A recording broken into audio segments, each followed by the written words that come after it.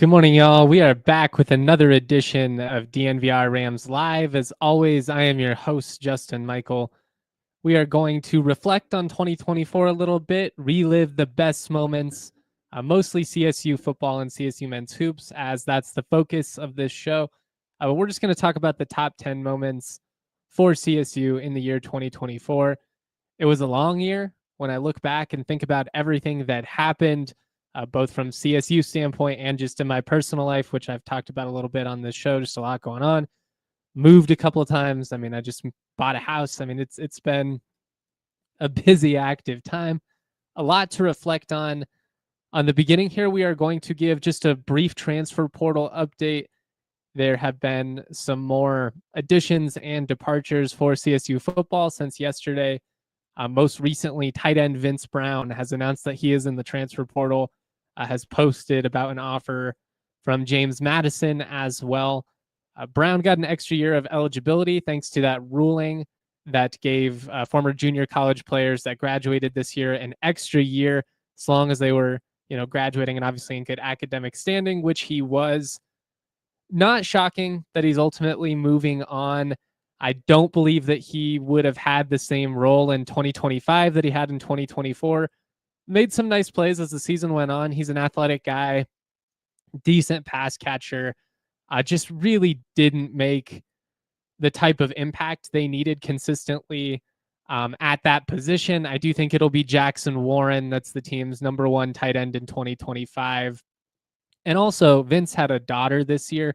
So I wonder if he ultimately ends up, closer to his family, which that would make a ton of sense. And you would be happy for him in that situation. But I don't think this is a scenario where you act like the sky is falling. He was a nice player, but he is a guy that you can replace. And that's just being real about the situation. Jordan Williams, the other tight end that has since transferred and announced his commitment to Sacramento State, along with Damian Henderson, played as a true freshman back in 2022, has not seen the field or cracked the two deep since. So again, I don't think those are losses that you freak out over.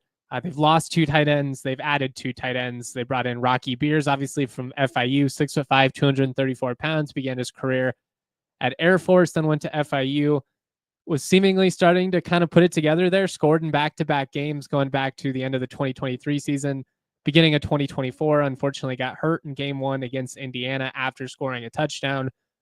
They're hoping that he can come in and likely be that number two tight end, although now they've got a commitment from Carlos Anaya, a Wofford transfer, another big guy, 6'6", 245 pounds. When you look at that tight end room now, Rocky Beers 6'5", 234, Anaya 6'6", 245, Jackson Warren's listed at 6'8", 240, and then you've got Mason Muau at 6'6", 225. Those are big, athletic guys. That is how Norvell has envisioned the position since he got here. You look back at what they did with Nevada a couple years back, and they always kind of had somebody to fill that Cole Turner type role. Dallin Holker was a little bit different stylistically, obviously a tremendous tight end, but he wasn't a guy that was 6'6", 6'7", dunking the basketball like some of these guys that CSU has brought in of late. Watching Anaya, there's not a ton of film on him. Began his career at Victor Valley College. Then he went to Wofford this past season. Now he comes over to CSU. 11 catches for 117 yards and touchdown at Victor Valley 2 years back. Was more of a wide receiver in that offense, played more tight end at Wofford. When you look back at what he did in high school, certainly fits the mold of what this staff likes to recruit. Multi-sport athlete, played basketball early on in high school, also football, and ran track, ran the 100 and 200 meters. So he's a guy that can move well. Given that he has a receiver background, I kind of assumed that he would be more of a pass-catching tight end like a Vince Brown type than somebody who's maybe going to be in line in the trenches, more of a blocker. That said, some of the stuff that he has on his huddle page is him kind of mauling guys as a blocker, which I like to see. You want guys to use that big frame. Obviously, going against lesser level of competition, going to be responsible for blocking significantly better players, at this level. But I like that he has that mentality. Nevertheless, a tight end is just a position that CSU needs more of. They were not able to attack the middle of the field with any type of consistency. It was an issue this year. It was an issue in 2022. in 2023, when you had Holker balling out there, you could just see how much it opened things up. It gives the quarterback a dependable security blanket across the middle of the field, but also like when you have to worry about a tight end going up the seam or sitting down underneath, it's going to open things up out wide for some of the speed you have. It opens things up for some of those crossers. Like it allows you to fully take advantage of the entire field. And I don't think that's something that CSU did with enough consistency this past season. You know, Vince Brown, he made some nice plays again. Also had some moments where he kind of missed opportunities to make big plays. Just feel like it's a position that moving forward, you need to get more production from consistently if this offense is ever going to be the dangerous unit that we envisioned, you know, when Norvell came over. Whether you're running a West Coast-based offense or an air raid, being able to attack the middle of the field, being able to get consistent pass production out of your tight end is going to be really important for CSU moving forward. And I'm really, really excited about Jackson Warren. He's a big athletic dude. Obviously, disappointing that he got hurt in camp, but before that was making a strong impression. Vince Brown was going to start the year as the #1 tight end, mostly just because he had more experience and he had a nice fall camp. But Warren is really smart. He sees the game differently given his quarterback background. He's really tight with Braden Fowler-Nicolosi. They're roommates, or at least they were this past season.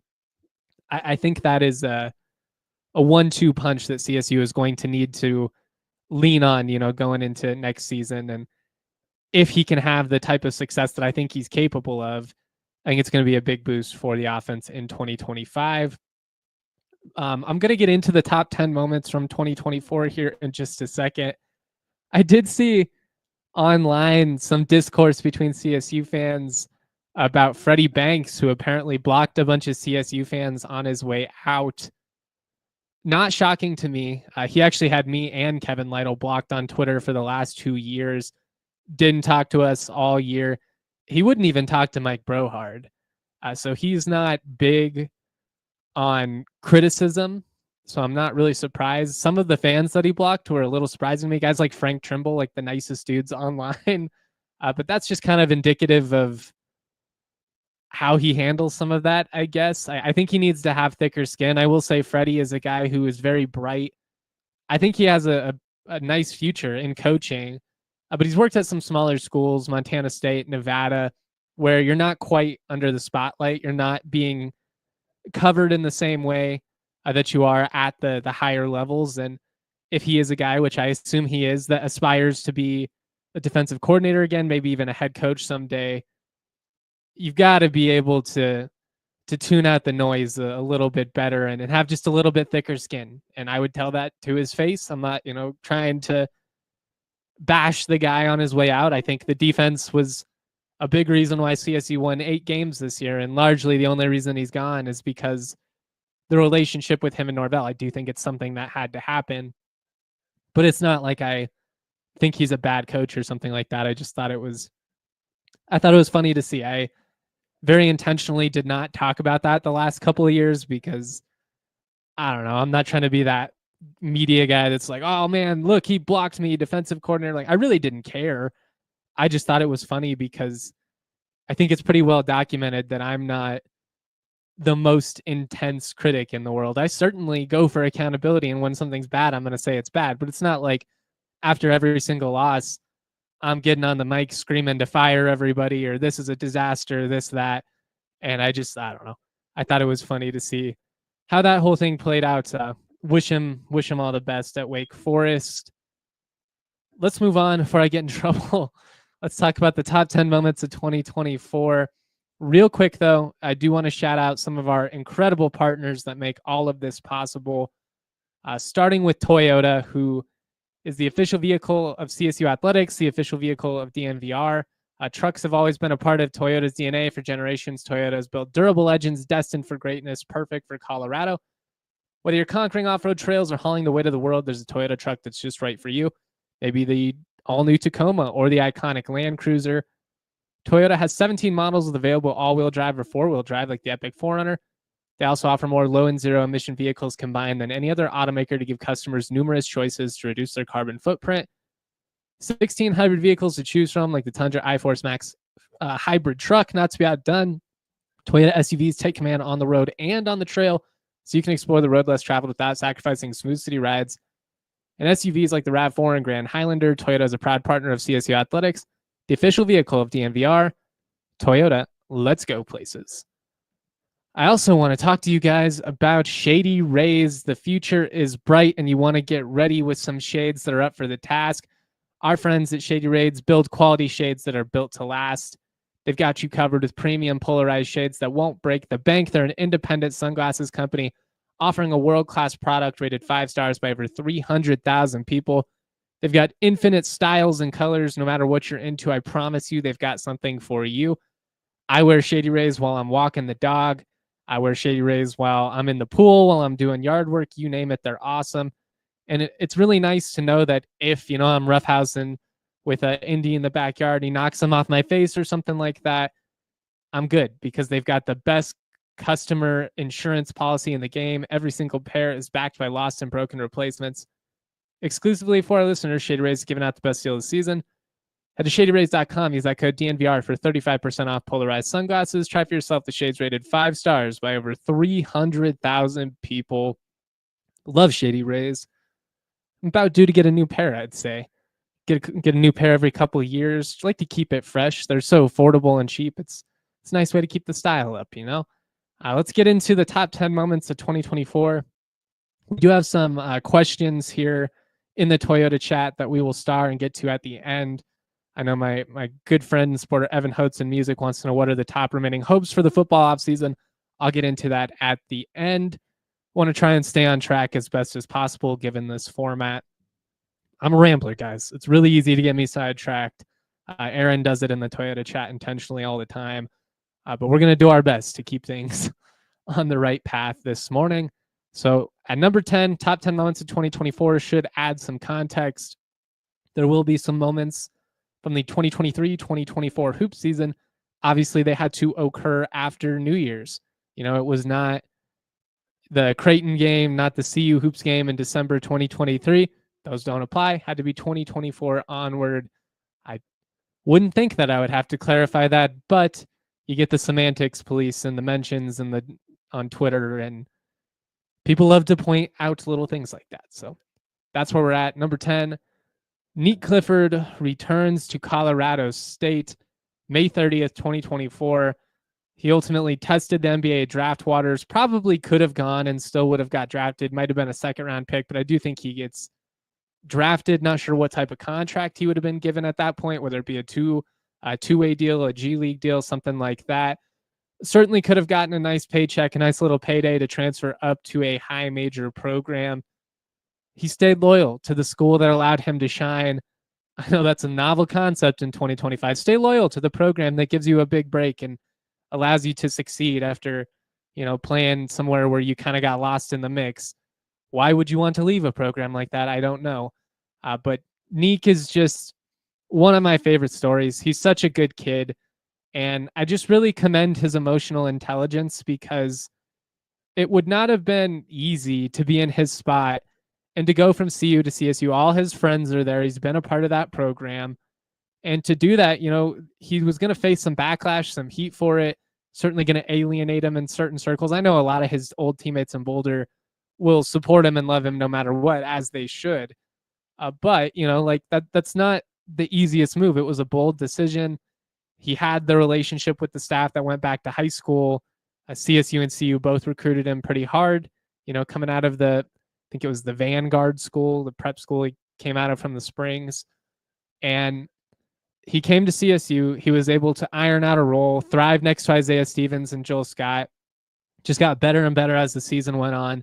Still had some things he needed to work on, though. And I think for a lot of guys, especially at his stage of life, he'd graduated, was pretty openly kind of just tired of having to go to class and be in school. I mean, I get it. Once you've earned your degree, you've come what you accomplished, or you've accomplished what you came to do.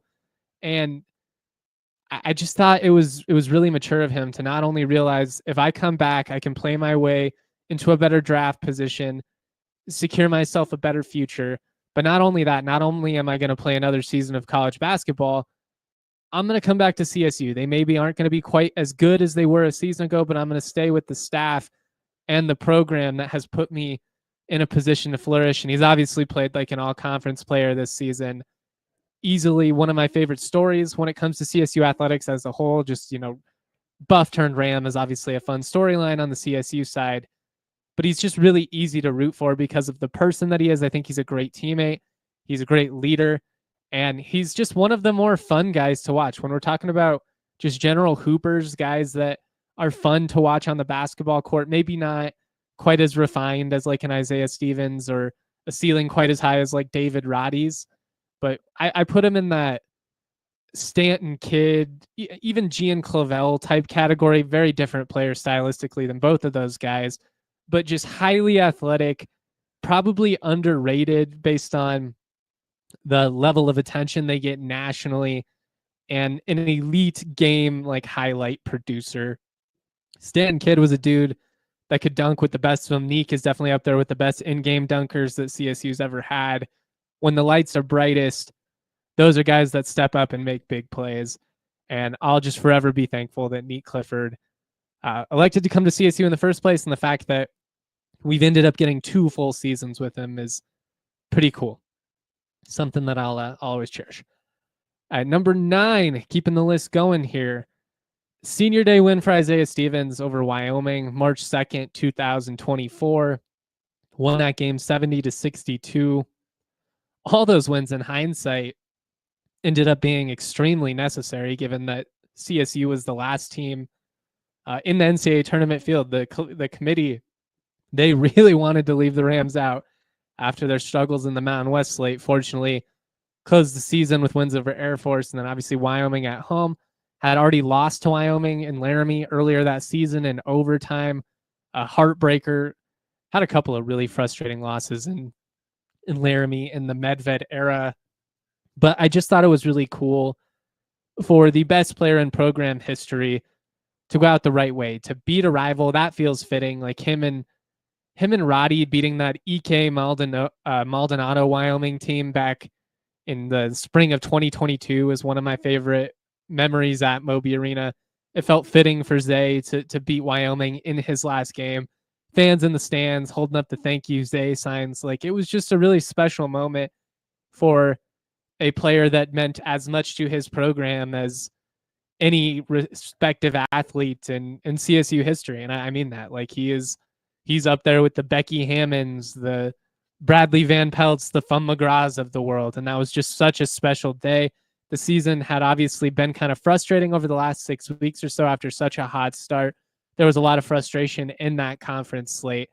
But in that day, in that arena, Zay got to go out the right way.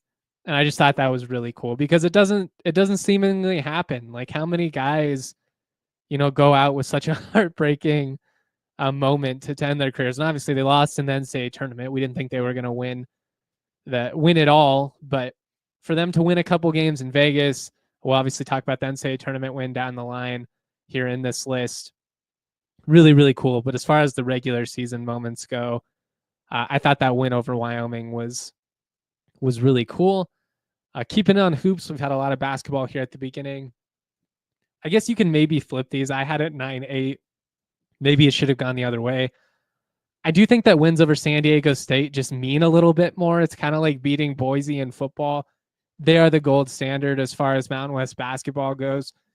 And that state pride win on January 30th, 2024, 79-71, was something that CSU really needed.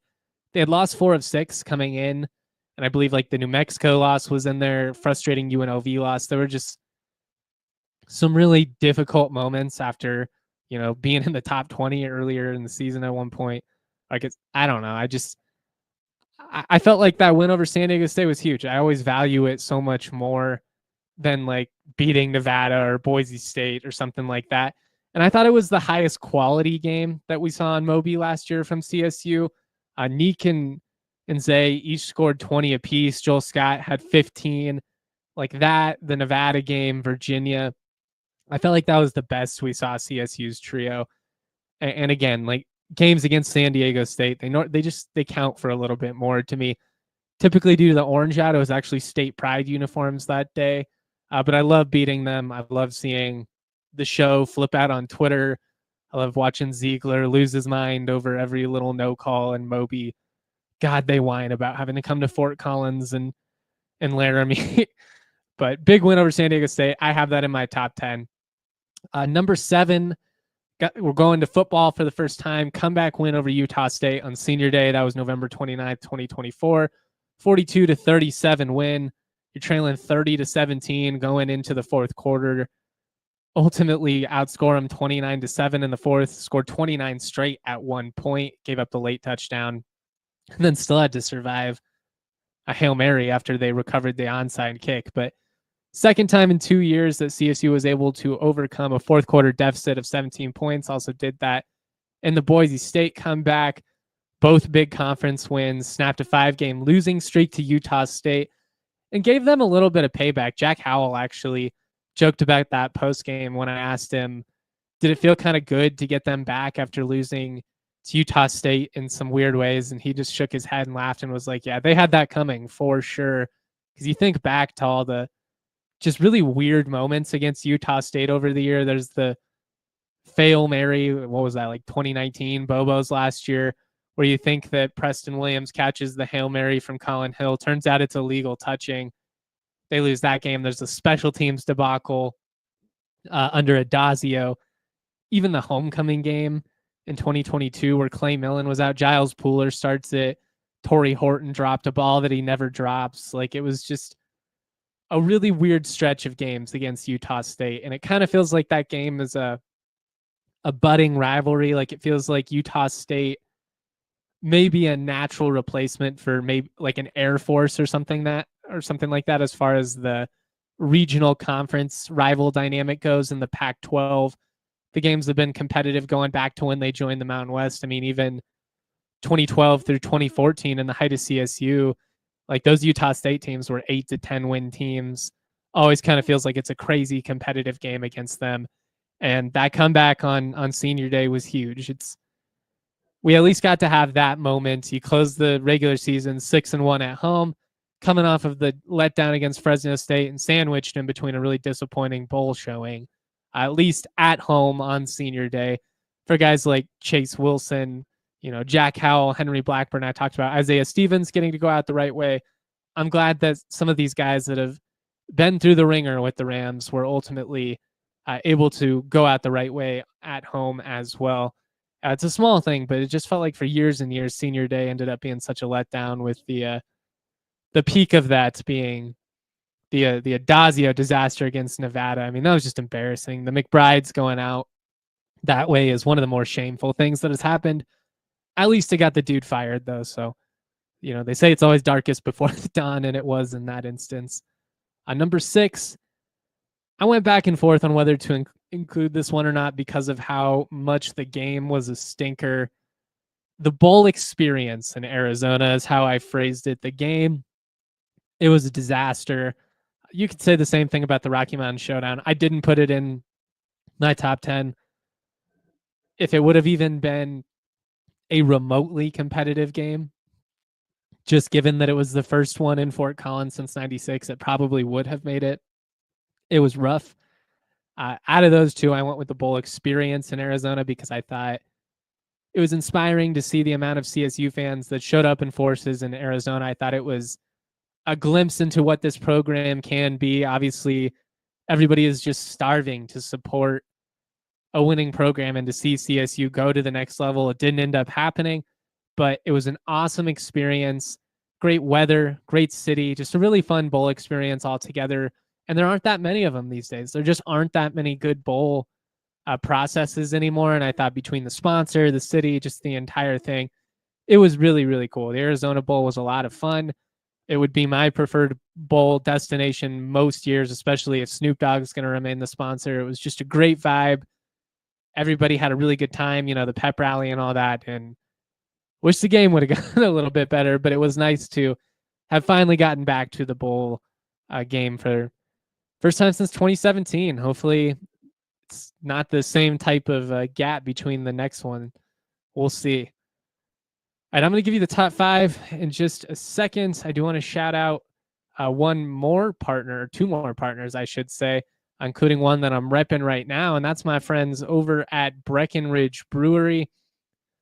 Breck Brew is actually doing an awesome giveaway right now. You get 2 VIP tickets for the Avalanche on the glass, complimentary food and drinks.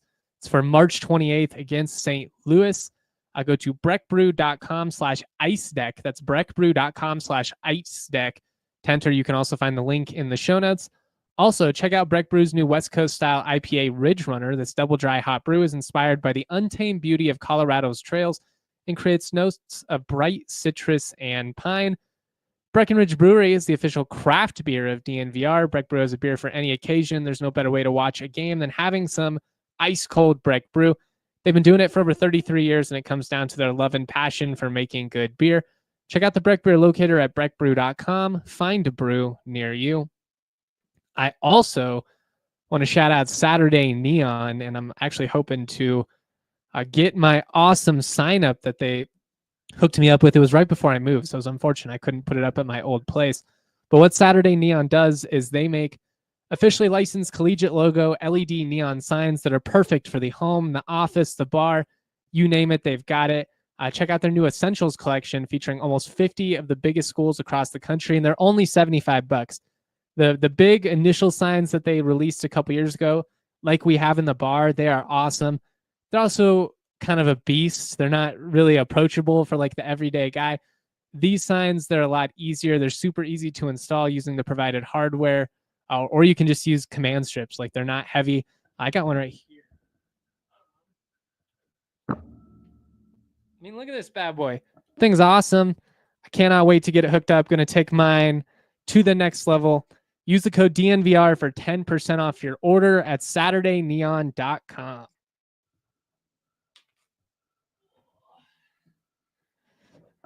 All right, let's get into the top 5. Shout out to everybody in the Toyota chat. As Hillian Hero says, it was a great trip to Tucson, except for the actual game. So many CSU fans there.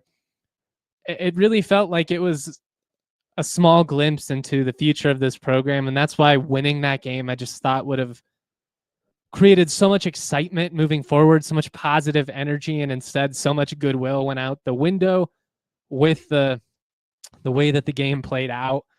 But it was cool to see the way that CSU fans turned out for the program on that campus, especially, which was great. Don't get me wrong. Have no complaints about Tucson, but there's absolutely nothing that the U of A has that CSU doesn't have to offer. There's no reason CSU cannot be swimming in those same waters from a facility standpoint, from a campus standpoint, from even just a college town standpoint. As great as Tucson is, it's no Fort Collins. Like, there's just no reason that CSU cannot be competing at a significantly higher level than what they have over the last 2 decades. I'll always come back to CSU not investing more in athletics during the height under Sonny Lubick. It was such a missed window. If I had a time machine, that's what I would use it. Nothing substantial for like mankind or anything like that. I just would have ensured that CSU was in a bigger league much earlier than they ultimately will be in the end. Rick says, bowl game experience sounds similar to the Texas game. I was in Austin, and there were a ton more Ram fans than I expected. Yeah, I mean, the fans showed up in a major way. They bought in. That was one of the things that I wrote about post-game was that there's no excuses anymore. You have the facilities. You have the commitment from the fans and from the university. You have an athletic department and a school president and Amy Parsons who are wholeheartedly committing to winning and competing at the highest level. You know, you're going into year 4 of this tenure. The time to win is now. You've got 7 home games again next year.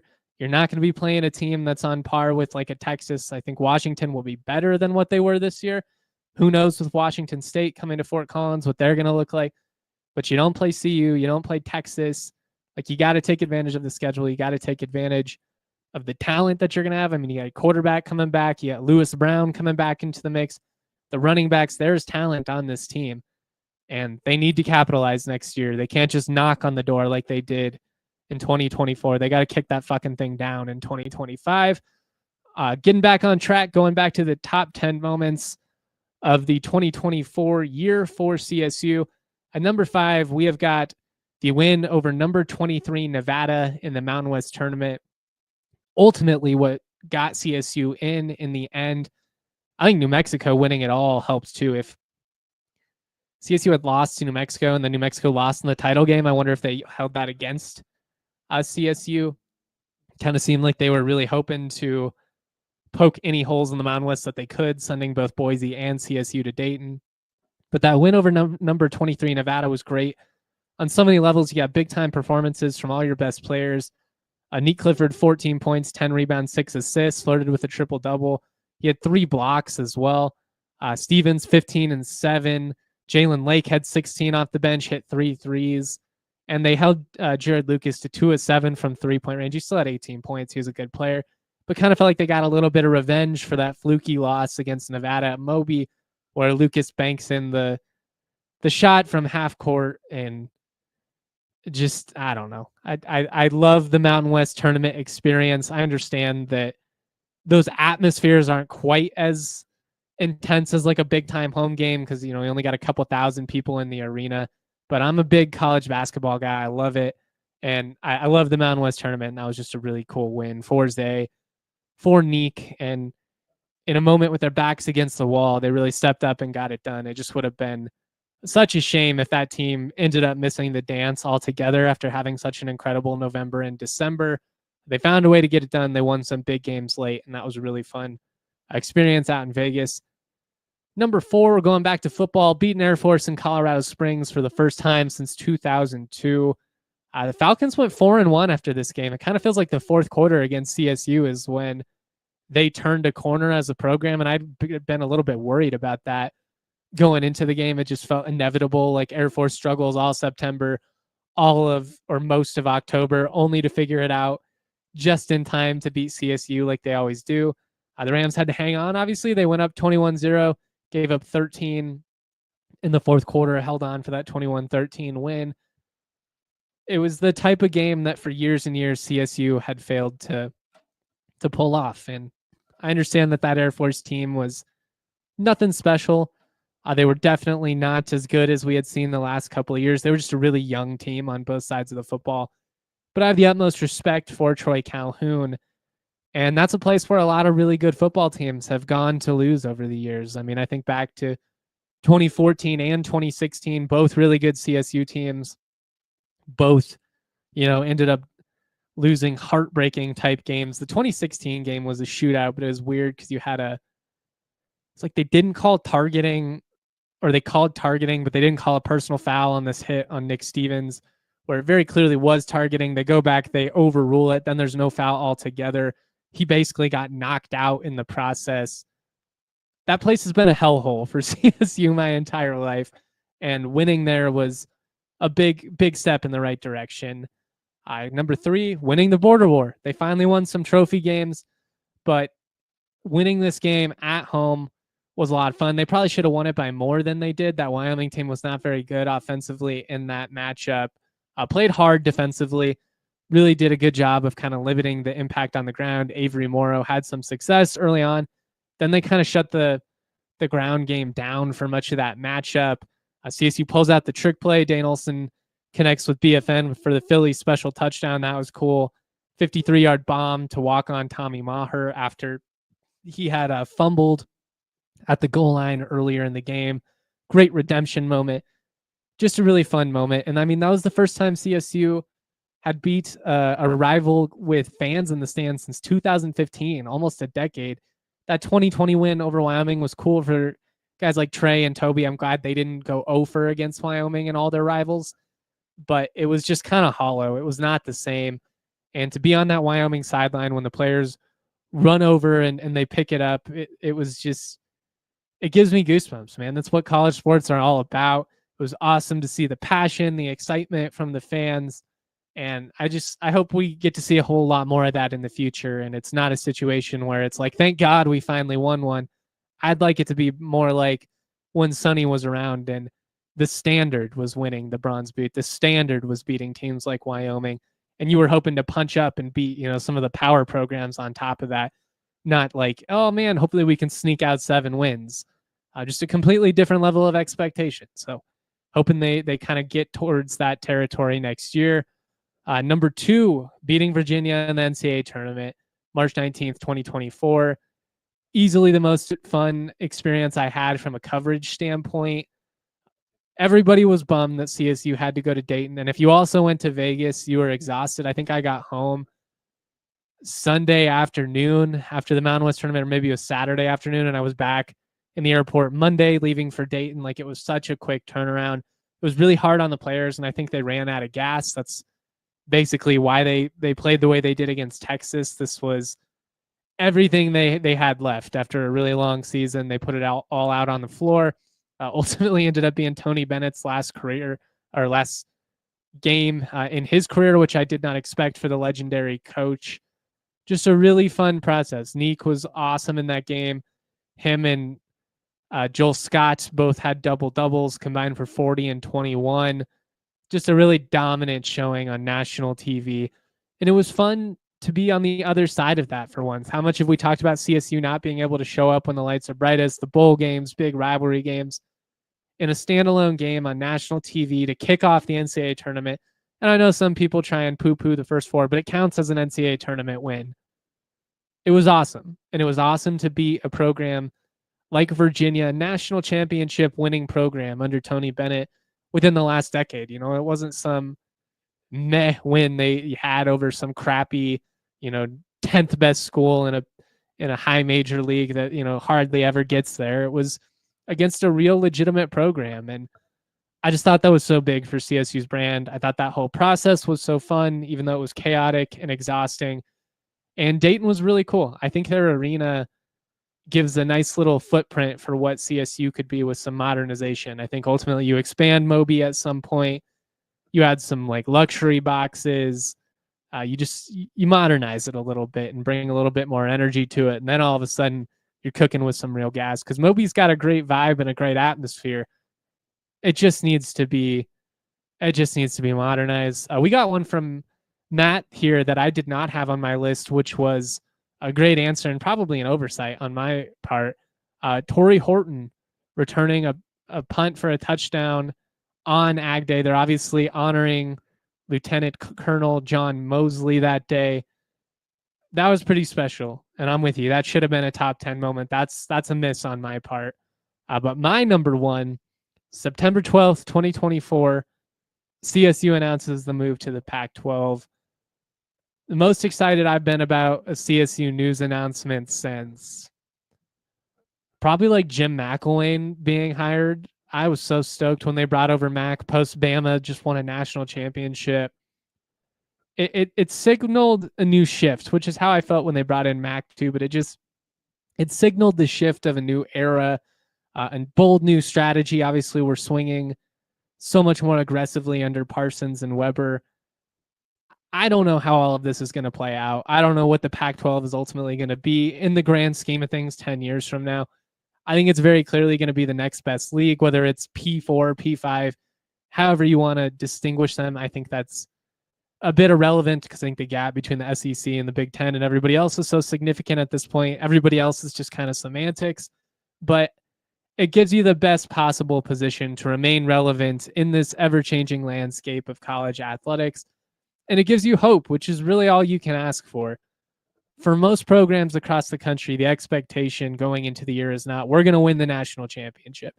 It's, I hope we beat some rivals. I hope we win our home games, crack the top 25, win a bowl, that type of stuff.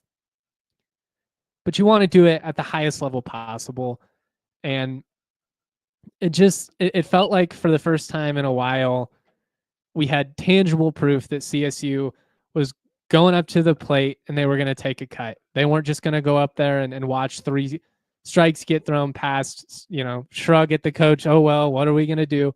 Had just seen so much apathy from the CSU administration over the last decade. Now, again, like, talk about missed opportunities, failing to capitalize while the iron was hot, coming off of the construction of Canvas Stadium. Like, this should have been a transformative period for CSU football, and instead it just was synonymous with mediocrity and disappointment.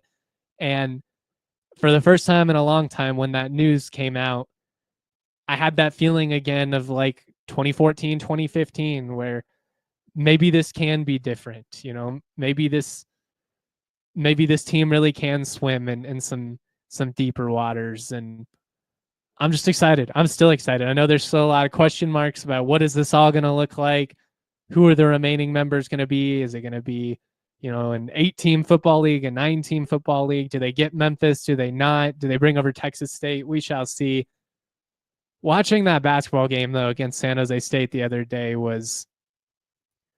is a pretty clear indication of why some of these schools got left behind though. And I know there's a lot of hurt feelings involved when it comes to the dialogue around conference realignment and the discourse between the Pac-12 and the Mountain West. But the reality is there are some schools like CSU, like Boise State, like San Diego State, like Utah State that are aspiring to be something more and are committing to the resources to try and make that happen. And then there are schools that are just kind of content with who they are in the modern sphere. And maybe they have a realistic outlook and that's fine. But you can't be shackled to those type of schools. You can't allow them to weigh you down. And while it does disappoint me to not have the Pit be an annual trip anymore for a league basketball game, because that's an incredible atmosphere. While it does weird me out to think that CSU and Wyoming won't be a conference game anymore, it'll be a matchup we see in like September. At the end of the day, you got to do what's best for you as an institution to remain relevant in this landscape, because most of the tradition and the history has been thrown out the window at this point. I love that CSU and Wyoming have found a way to I love that they found a way to keep this going, but you couldn't not make this move solely to remain tied to, some of the schools you'd long been associated with. And a lot of these schools like New Mexico, Wyoming, you've been in the same league with for decades and decades. We've seen a lot of change, and I would just so much rather strike out by taking some cuts at the plate than by standing there and just watching the world go by. And that's kind of where I'm at with this move. I don't know how big of a win it ultimately is in the end, but it's a step in the right direction. It is a win, and I'm going to take a win at this point. I'm going to get more to your questions, comments, etc. as we get out of here. I'm going to give 3 goals for 2025. Rick says, don't really agree with the SEC is miles above everybody's take. Texas needed double overtime to beat ASU. Georgia got routed by Notre Dame last night. The college football playoff will help push towards parity. I think there's more parity than there has been in a while. I think that's definitely a fair take. What I'm more saying is when it comes to perception, when it comes to just the amount of competitive teams you have top to bottom, I think there's a gap between the SEC and Big Ten versus the ACC and the Big 12. I think the Pac-12 and the Big 12 are closer to each other than the Big 12 is to the SEC or the Big Ten. I just think without Texas and OU and, they've added a bunch of G5 teams, basically, it's been a little bit funny to me to see Big 12 fans like get on their high horse and act like they were so much more deserving than a team like Boise State or something like that. I do think there is more parity though, Rick, and I think that is a fair point. Little bit surprised by the way Notre Dame beat down Georgia. Really a couple plays flipped it there at the end of the first half.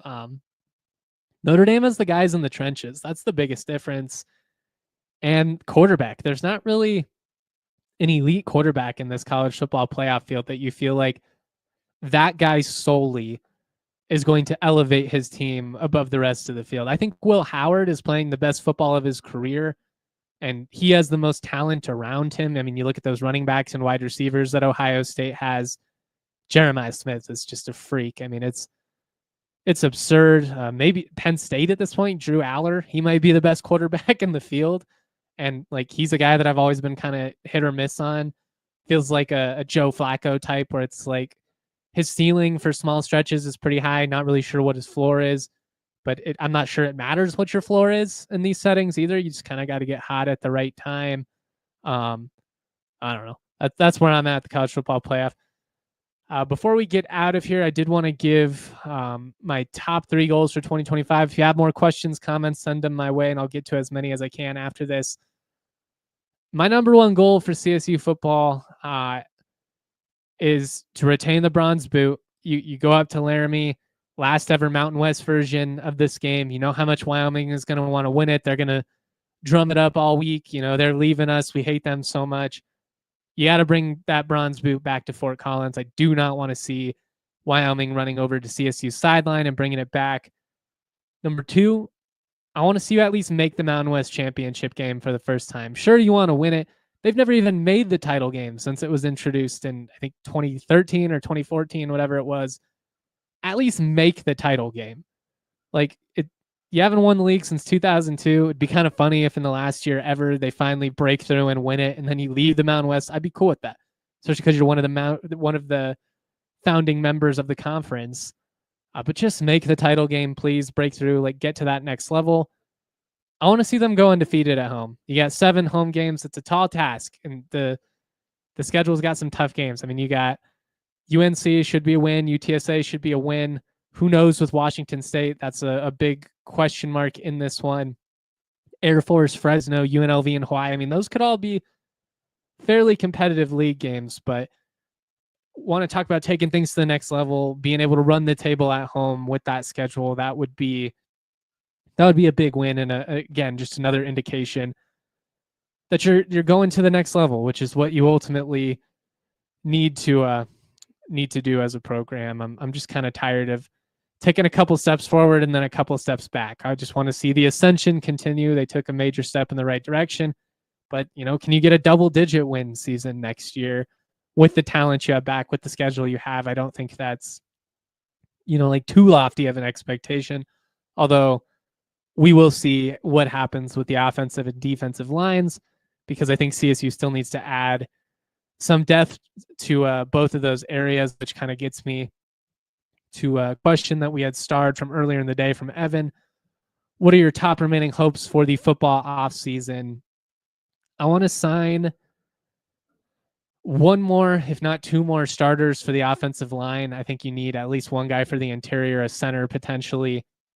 And I'd like to see them bring in another tackle. I know they're high on the junior college kid that they've brought in, but I would like to see them add some more depth there. And then with the defensive line, I think you need to go out and go get another pass rusher. Obviously, this whole conversation had been dictated with Gabe Kershke returning, and him entering the portal was a big surprise to me. There are some unsurprising elements of it with a coordinator change and all that.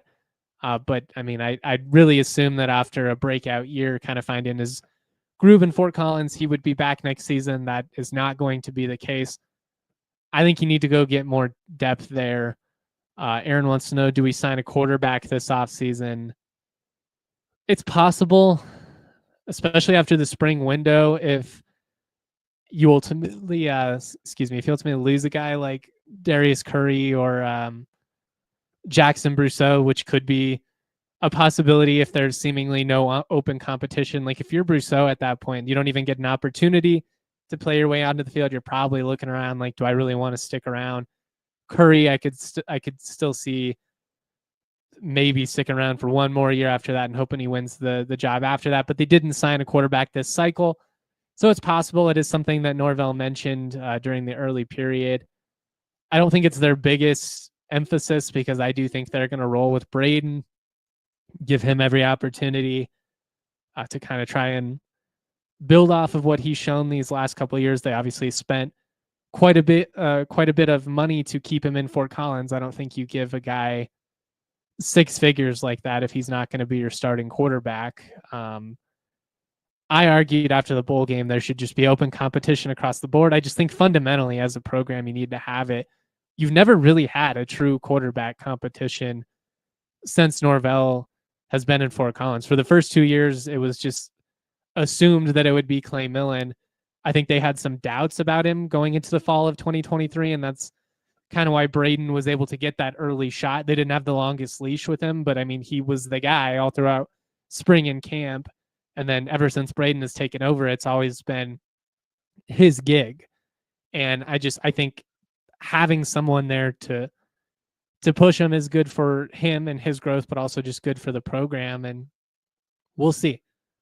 We will see, just like we'll see what happens with the play calling situation. Again, my gut is still that Norvell is the play caller this fall. I know so many people are are clamoring for an offensive coordinator, and I think there's some validity to their argument, but I don't foresee it happening given that Jay was a play caller coming up in this industry. It's how he got to this point. They all have pride. Like, I just have a hard time seeing him outside of it being mandated by the administration. And even at that point, I don't know if you could still make him do it. We'll see. Rick says he'd like to see CSU blow a team out. Doesn't have to be a surprise blowout, just Rams winning big. You had Nevada this year, because really all of Nevada's production came in garbage time. That was a pretty thorough thumping. But yeah, I would like to see them win some of these games by bigger margins than they did. It felt like New Mexico, San Jose State, Air Force, Wyoming, all could have been bigger wins than they were in the end. Just kind of played with their food a little bit. Aaron says, I'd like to see CSU have a convincing win against a good team. That's where I come back to running the slate at home. I don't think all of those teams are going to be as good as they were this year. Like Washington State, given their situation, who knows where they're at as a program, but they're losing a lot. You have a new coach. UNLV, same deal, although Dan Mullen is a great hire and they've been able to add some talent via the portal. I imagine they'll still be pretty good. But like, you would assume that between Washington State, Air Force, Fresno State, UNLV, and Hawaii under Timmy Chang's been pretty competitive. At least 2 or 3 of those teams should be fairly respectable. Like, I would like to see CSU beat some better teams and kind of end some of the debate about, how much stock can we really put into this because they're not beating any good teams. I would also point out that all those supposed bad teams CSU was beating, they lost to pretty consistently for 6 straight years. And nobody on those other side was like, actually, that CSU team's not very good when they were mocking the Rams. Like they were just taking the wins as they came. You have to win ugly before you win pretty. You got to win small before you win big. But it definitely is a pivotal year for the program. I think if you have essentially the exact same season as you had this year, I don't know how safe Norvell would be at that point, because I think the expectation is that you take it to the next level, whether that's fair or not, whether that's realistic or not. That's just the way it is in college football. There's never been more pressure to win and win fast. And you're in year 4 with your quarterback back, with a ton of offensive talent. They've got to find a way to break through the next level and kind of take it to that next year in 2025. But that's all I've got for today. Shout out to everybody that continues to support the content. So much love to everybody in Ram Nation. Always proud to be y'all. Happy New Year. Peace. We all silly like the mayor.